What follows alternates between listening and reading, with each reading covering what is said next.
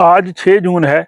Sweden के दारुल हुकूमत Stockholm से आरिफ कसाना की जानिब से इस्लाम कबूल कीजिए। नाजरीन, आज के दिन के लिए मैंने व्लॉग का इंतखाब बहुत अहम किया है और बहुत दिनों से मैं सोच रहा था कि ये व्लॉग मैं आपकी खिदमत में पेश करूं और मैं आप सबसे गुजारिश करूंगा कि आप इसे ज़रूर देखिएगा। वो लोग जो स्वीडन में रह रहे हैं या मुस्तकबिल में आना चाहते हैं, बल्कि वो लोग जो बहुत मुद्दत से यहाँ रह रहे हैं, मैं समझता हूँ कि उनके लिए भी ये व्लॉग जो है वो बहुत ही मालूमाती होगा। क्योंकि अक्सर यहाँ पे बात होती है कि इमिग्रेशन का कानून चेंज हो रहा है, सिटीजनशिप का कानून चेंज हो रहा है, या फॉर एग्जांपल रेजिडेंस परमिट के हवाले से, या इवन जो बाकी भी स्वीडन के दीगर अमूर के बारे में जो कवानीन हैं उनकी तब्दीली की कभी बात आती है, कभी तजवीज़ की बात आती है, कभी कुछ। तो लोग उससे बहुत कंफ्यूज होते हैं और उन्हें समझ नहीं आती कि अब क्या होगा, कानून कब नाफज होगा, किस तरह से बनेगा। तो आज के इस व्लॉग में आपको ये बताएंगे कि स्वीडन में कानून साजी किस तरह से होती है, इसका तरीकाकार क्या है, और यहाँ पे फिर किस तरह से वो कानून जो है वो इम्प्लीमेंट होता है, लागू होता है। वो तमाम शोबाजात हैं, वो इमिग्रेशन का शोबा हो, जॉब्स का शोबा हो, जो है यहाँ पे जो नेशनल इंश्योरेंस फॉर शेख निकासा हो, या कोई भी हो, वो तमाम इसमें आते हैं। और ये मैंने बड़ी कह लें कि मेहनत से आज का व्लॉग जो है वो तैयार किया है, उसके नोट्स तैयार किए हैं, आपकी खिदमत में पेश करूंगा। तो सबसे पहले तो यह है कि आज 6 जून है। आज स्वीडन का जो है वो कौमी दिन मनाया जा रहा है। और ये कौमी दिन जो है स्वीडन का, ये 6 जून 1523 1523 को स्वीडन के जो समझे बादशाह बड़े गुस्ताफ वासा, उनकी जब ताजपोशी हुई थी, वो तख्त पे बैठे थे, उस दिन से ये मनाया जाता है। कई लोग इसको जश्न आज़ादी कहते हैं। ये जश्न आज़ादी नहीं है, क्योंकि स्वीडन जो है अपनी तारीख में कभी भी गुलाम नहीं रहा। तो हिस्ट्री तब्दील होती रही है डैनिश लोगों के साथ इधर, लेकिन स्वीडन उस तरह से कभी भी जो है वो गुलामी कॉलोनियल स्टेज में नहीं रहा। तो ये जनाब आज कौमी दिन मनाया जा रहा है। और ये पहले इसकी छुट्टी नहीं होती थी। ये कौमी दिन मनाने का आगाज 1983 से इन्होंने शुरू किया। फिर इसकी जो सरकारी छुट्टी है वो 2005 से होना शुरू हुई। और इस दिन जनाब अहम तकरीब ये होती है कि जिन लोगों को स्वीडन की नेशनैलिटी मिलती है, शहरियत मिलती है, उनको जो मुतलका उनकी जो म्यूनिसिपैलिटी कम्यून जहाँ रहते हैं वो बुलाते हैं, और वहाँ पे उनके एजाज़ में ज़ोहराना होता है, उनको आज़ादी सर्टिफिकेट्स देते हैं। ये जो है वो बड़ा अहम इस तरह से दिन जो है वो मनाया जाता है। इस दिन की मुनासबत से मैंने स्वीडन का जो कौमी तराना था उसका उर्दू में मैंने तर्जमा भी किया काफ़ी साल पहले। फिर मैं जब इस्लामाबाद गया तो स्वीडिश एम्बेसी को मैंने फ्रेम करा के दिया, उन्होंने वहाँ पे इसको आवाज़ा किया। ये मेरे लिए एक खासी खुशी की बात थी। तो बहरहाल जनाब, एक तो नेशनल डे के हवाले से आप सबको जो है वो मुबारकबाद। और इसी दिन मुझे ये बताते हुए बहुत खुशी महसूस हो रही है कि मेरी जनाब जो चौथी किताब है वो स्वीडन के बारे में है, और स्वीडन मेरा दूसरा वतन है, तो उसका मैंने नाम ही रखा है वतन सानी, आधी रात के सूरज की सरजमीन। तो ये जनाब किताब जो है वो नेशनल बुक फाउंडेशन इस्लामाबाद से इंशाअल्लाह बहुत जल्द शाया हो रही है। इसमें स्वीडन के बारे में मज़ामीन है, स्वीडन के बारे में मालूमात हैं। ये कह लें कि स्वीडन के बारे में एक हैंड बुक है। जो शख्स भी स्वीडन के बारे में जानना चाहता है, यहाँ आना चाहता है, या यहाँ पे रह रहे हैं लोग, उन सब को उस किताब का मैं समझता हूँ मुताला उनके लिए बहुत मुफीद होगा। और उसमें फिर बहुत से अहले इल्म जो स्वीडन के हैं और स्वीडन से बाहर भी हैं, उनके स्वीडन के बारे में बहुत से मज़ामीन हैं, मालूमाती चीज़ें। तो वो बहुत जल्द जो है वो नेशनल बुक फाउंडेशन इस्लामाबाद उसको पब्लिश कर रही है, फिर पाकिस्तान भर में दस्तयाब होगी, और इंशाल्लाह हम स्वीडन में भी उसको आपके सामने जो है वो पेश करेंगे। अब जनाब आज का जो मौजू है कि स्वीडन में कानून साजी किस तरह से होती है, लॉ मेकिंग चेन वो क्या है, लाग शेदिया जिसको स्वीडिश में कहते हैं, वो शेदिया या चेन जो है वो किस तरह से चलती है। सबसे पहला जो कोई भी कानून बनना होता है किसी के बारे में भी, तो सबसे पहले होता है ख्याल, आइडिया आना। आइडिया जो होता है यानी ये होना चाहिए, उस हवाले से ये होता है कि वो गवर्नमेंट का जो मिनिस्टर है वो एक तजवीज़ पेश करता है कि हमारे ख्याल में ये कानून बनना चाहिए। मसलन नेशनलिटी के लिए 7 साल का या 10 साल का अरसा होना चाहिए, पीआर के लिए फॉर एग्जांपल 10 साल होने चाहिए, या जिन लोगों को जॉब बेरोज़गार होते हैं उनको जो सैलरी इतने % मिलनी चाहिए, किसी के बारे में भी वो जो है वो ख्याल पेश कर देते हैं।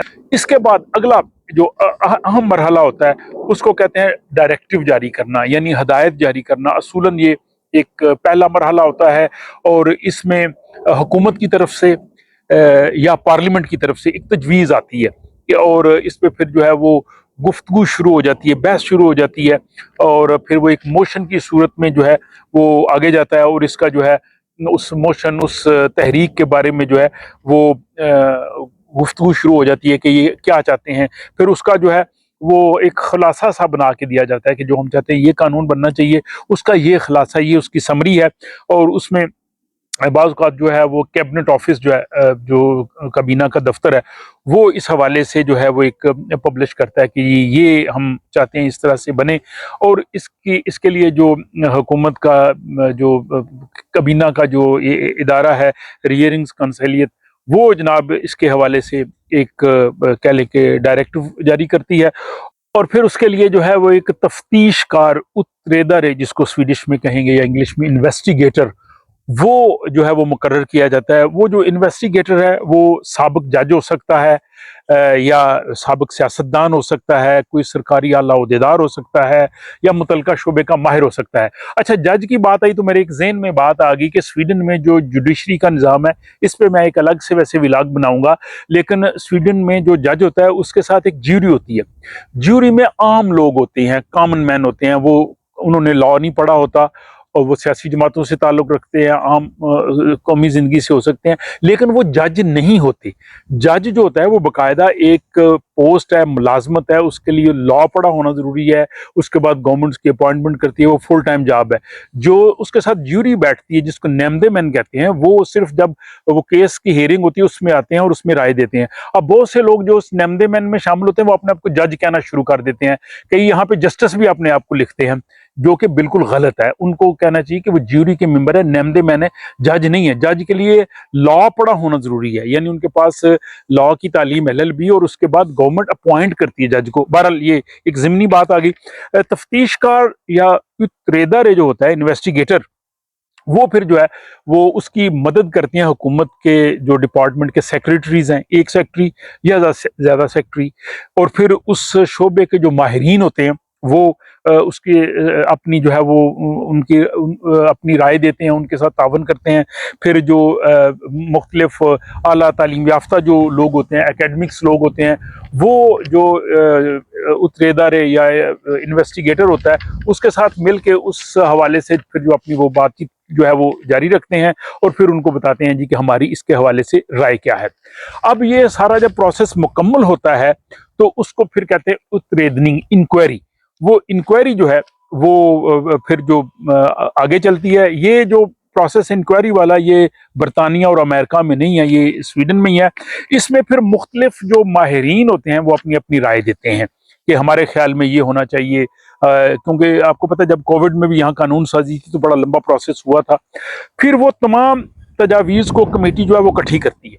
इकट्ठी करने के बाद फिर वो गवर्नमेंट का एक अम्ब्रेला यानी एक छतरी के तहत सबको उन्होंने इकट्ठा किया हुआ है, गवर्नमेंट ऑफिस ऑफ इंक्वायरीज, उनके पास जाता है और फिर वो उस सारी चीज़ को जो है वो एक फाइनल रिपोर्ट बनाते हैं जिसको स्लूथ बिथंका कहते हैं, ये फाइनल रिपोर्ट ऑफ इंक्वायरी।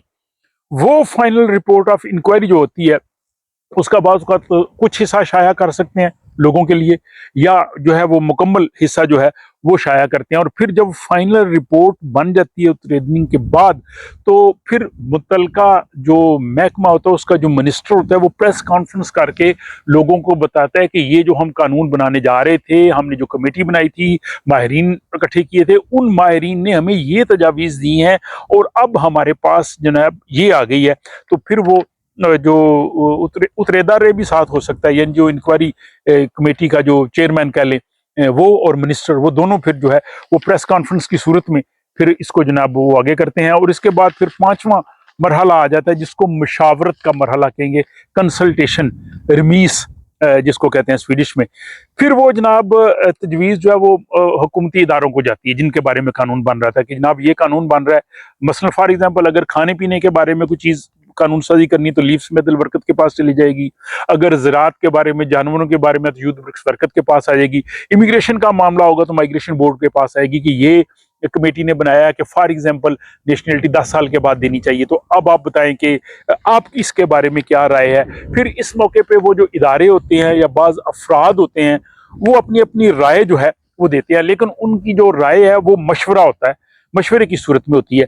लेकिन यहाँ पे एक बड़ी इंपॉर्टेंट चीज़ है, अगर वो इदारे या वहाँ अफराद बड़ी सख्त किस्म की तनकीद करें, वो कहें जी कि ये बिल्कुल गलत है, ये कानून नहीं बनना चाहिए, ये जो है वो स्वीडन के जो कॉन्स्टिट्यूशन है उसके भी खिलाफ है, स्वीडन की रवायात के खिलाफ है, तो जब उस पर अगर बहुत ज्यादा तनकीद हो जाए तो फिर बाज़ औक़ात उसको वहीं पे ख़त्म कर देते हैं, उसको आगे नहीं लेके जाते। वो कहते हैं कि मतलब ये इंक्वायरी कमीशन की जो रिपोर्ट थी उसको हम आगे नहीं लेके जाते। बस अगर वो तनकीद इतनी ज़्यादा ना हो, थोड़ी बहुत हो, या उसमें कहें जी कि इसकी ये नोक पलक दुरुस्त कर लें, ऐसे कर लें, तो फिर जो है उसका फिर फाइनल ड्राफ्ट बनता है।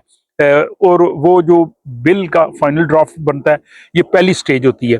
और उसके बाद जो लागरोदत होती है, जो काउंसिल ऑफ लेजिस्लेशन, कानून साजी के हवाले से, वो जनाब उसका मसवदा बना के वो जो फिर जो स्वीडन की जो काउंसिल है कानून साजी के हवाले से लागरोदत, उसके पास चली जाती है। फिर उसका मजीद कानूनी अमूर का जायजा लेते हैं, फिर उसका एक दफ़ा फिर तनकीदी जायजा लेते हैं सारे उस प्रोसेस का। फिर वो यहाँ पे खसूसी तौर पे देखते हैं कि स्वीडन का जो कॉन्स्टिट्यूशन है, आइन है, क्या उसकी रूह के खिलाफ तो नहीं है, क्या अगर ये कानून नाफिज हो गया तो हमारी अदालतें जो है वो फैसला करते वक्त कंफ्यूज तो नहीं होंगी, उनको प्रॉब्लम तो नहीं होगी।